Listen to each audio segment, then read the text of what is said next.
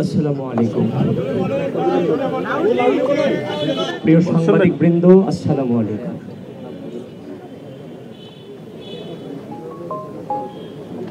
একটা ঐতিহাসিক মুহূর্তের সাক্ষী হলাম আমরা।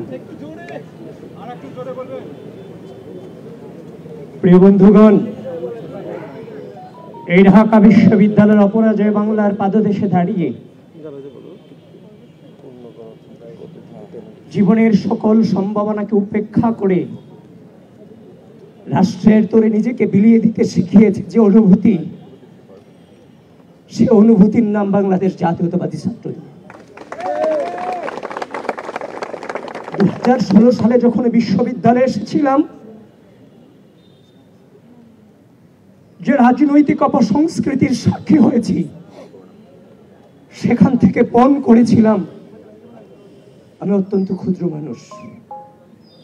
আমি পণ করেছিলাম হয়তো কোনোদিন এই ঢাকা বিশ্ববিদ্যালয়ের মাটিতে সুস্থ ধারার শ্রদ্ধা স্নেহের রাজনৈতিক সংস্কৃতির সূচনা হয়তো বা হবে।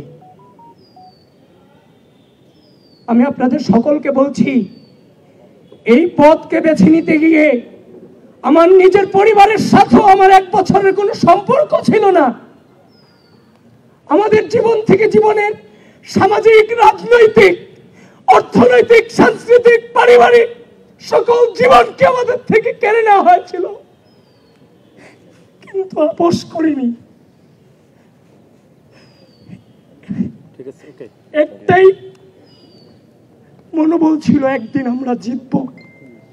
5 আগস্ট দাঁড়িয়ে চাংখার বলে যখন বলেছিলাম প্লিজ কেউ কাউকে ছেড়ে যায় না, সেদিন উপস্থিত ছাত্র জনতা কেউ ছেড়ে যায় নাই।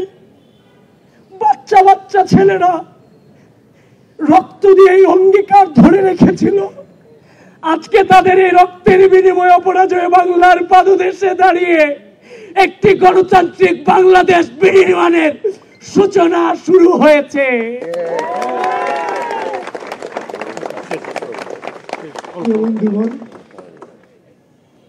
একটা চ্যালেঞ্জের মুখে আমরা 16 সাল থেকে বিশ্ববিদ্যালয়ে ভর্তি হওয়ার পর থেকে আজও পর্যন্ত চ্যালেঞ্জ ফেস করতে করতে আজকের এই জায়গাতে এসেছি। এটাও আমার জন্য অনেক বড় চ্যালেঞ্জ। আমি আনন্দিত নই, তবে চ্যালেঞ্জ মোকাবেলা করার জন্য মানসিকভাবে সর্বোচ্চ প্রস্তুত ইনশাআল্লাহ। এবং সেই চাংখার পোলের মতো বলছি, আমরা আবারও বিজয়ী হব ইনশাআল্লাহ। সকলে আমাদের পাশে থাকবেন। ধন্যবাদ। প্রিয় সাংবাদিক বৃন্দ, আপনাদের প্রতি কৃতজ্ঞতা জ্ঞাপন করছি।